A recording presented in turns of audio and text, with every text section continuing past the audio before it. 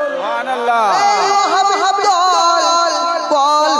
সেদিন করে আমার নবীর সামনে মুখ দেখাবে, আমার নবী সুপারিশকারী নয় বলিস দুনিয়া থেকে, আর সে জায়গায় মুখ দেখাবা, যাও একবার নবী পাক বলেছে অমন ভালোবাসা আমার দরকার নাই, সামনে ফুলের মালা পিছনে জুতোর মালা, ভালোবাসার দরকার নাই। ওয়াহাবি করে বুঝবে জামান জামান আগে সৃষ্টি হয়েছে তা 40 বছরের নবী। এরা হলো চিটিং বাজ। কারণ কি জানেন? আদম সঙ্গে লাফিয়ে বাপ রে বাপ, আমারও জন্ম হতে না, ইনি আবার মুহাম্মদ রাসূলুল্লাহ সাল্লাল্লাহু আলাইহি ওয়াসাল্লাম শেষ নবী হয়ে আসবে, সবার ফার্স্ট সৃষ্টি করা হয়েছে শেষে পাক।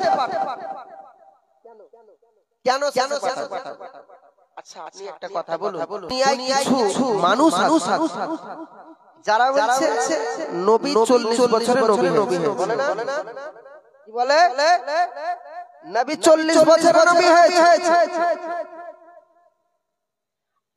আমি তাকে বলতে চাই উক্ত কণ্ঠে যদি বাপের বেটা হয়ে থাকে, আমি মালিক চাঁদের বাড়ি বেশি দূর নয়, আমার বাড়ি মুর্শিদাবাদ, আপনাদের এখান থেকে দূর, আমার ওখানে যারা আছে তাদের কাজ না, আর এইটা তো আপনার ইউটিউব চলছে, সারা দেশে চলবে। সেই জন্য আমি বলতে চাই মুর্শিদাবাদ জেলার বিশেষ করে লালবাগ থানার অন্তর্গত হরহর গ্রামে আমার বাড়ি। যদি কোন বাপের বেটা থাকে, আজ ইউটিউবের মাধ্যমে জানিয়ে দিলাম এবং আপনাদের সামনেও আমি জানিয়ে দিলাম, দামদের মাটি যদি নবী 40 বছরে নবী হয়েছে এটা প্রমাণ করিয়ে দিতে পারে, আমি সারা জীবন জুতো বয়ে বেড়াবো। বাপের বেটা মারতে মুজাহিদ, আমি আমার বাপের বেটা তো, আপনি আপনার বাপের বেটা, সবাই সবার বাপের বেটা। যদি বাপের বেটা হয়ে থাকে, যে সত্যি এলেম থাকে প্রমাণ কর, ওপেন চ্যালেঞ্জ ইউটিউবের মাধ্যমে বলে চলে যাচ্ছে 40 বছরের নবী হয়ে গেছে। হ্যাঁ, নবী নূরের নয় মাটি, নবীর ঈদে মিলাদুন নবী সাল্লাল্লাহু আলাইহি ওয়াসাল্লাম পালন যাবে না, ইডা করা যাবে না, উডা করা যাবে না, ইডা করা যাবে না, চাপি খালি আল্লাহু আকবার এই করা যাবে। আর কি করা যাবে? নবী মাটির সাথে পৌঁছে গলে ভরে গেছে। বেয়াদব চিটিংবাজ এরাই। দেখুন আর খেয়াল করে দেখুন আজ মানুষ এত বিভ্রান্তি কেন? নবীকে নিয়ে, ওলি আল্লাহকে নিয়ে বিভ্রান্তি কেন? এটা আগে জানতে হবে।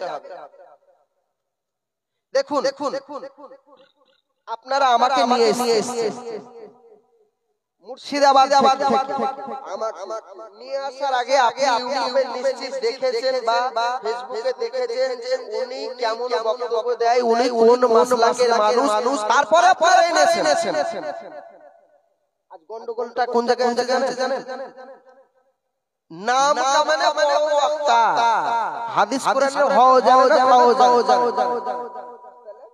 হাদিসের হও যাও না লিয়ে চলে আসে নারে লিয়ে আসার পর উঠেই বলছে ভালো অমুক আমল করবা, অমুক আমল করবা, এই আমল করবা, দরুদ শরীফ পড়লে এত অমুক পড়লে এত কি ফজিলত সব করে নিল। তারপরে বলছে ও কি আম না করলো, লো হয় না করলো। কোন জায়গায় মুরাইখানা দিচ্ছে? একটা ভালো প্লেটে আপনি আমাকে খেতে দিলেন, খেতে দেওয়ার পর আমি ওই ভালো জিনিস, আপনি ওখানে আপেল দিয়েছেন, বেদানা দিয়েছেন, আপনি বিরিয়ানি দিয়েছেন, পোলাও দিয়েছেন, মিষ্টি দিয়েছেন, সিঙ্গাড়া দিয়েছেন, সব দিয়েছেন। আর এক জায়গায় ওই প্লেটের মধ্যে একটুখানি মুরগির পায়খানা দিয়ে দিয়েছেন। আমি খাবো? আপনি খাবেন? যার রুচি আছে সে খাবে। খাবে না। যার রুচি আছে সে খাবে না, আর যার রুচি আছে সে খাবে। কেমন এই রুচিটা কেমন দেখুন। আমি সত্য কথা বলতে ভয় পাই, যেই হোক কোনটা ঠিক কোনটা ভুল কেউ বলতে পারে? বলে না কোনটা ঠিক কোনটা ভুল বলতে পারে কেউ? উনি তো কোরআন হাদিসেরই কথা বলেছে, কি খারাপ কথা মনে হয় হতেও পারে, না হতেও পারে। এই যে মুরগির পায়খানা, এটা মুরগির পায়খানা। যদি ঈমান থাকতো, যদি রুচি থাকতো, সে কখনো ওই কথাটা মেনে নিত না। যদি রুচি আসলে ওর রুচি খারাপ। দেখুন আমার নবী পাক সাল্লাল্লাহু তাআলা আলাইহি ওয়াসাল্লাম এবারে যখন বাপ আদমকে সৃষ্টি করলেন, বাপ আদমকে সৃষ্টি করার পর তারপরে সৃষ্টি করছেন কাকে? তারপরে নবী। এই করতে আমার নবী পাকের কাছে এসেছে না অন্য ভাবে এভাবেই তো এসেছে। তো আসার পর কবি কত সুন্দর কথা বলছেন দেখুন। ওরে হারিস মারিস ও সুর গেল, সুরের মাধ্যমে শুনতে আপনাদের কারো অসুবিধা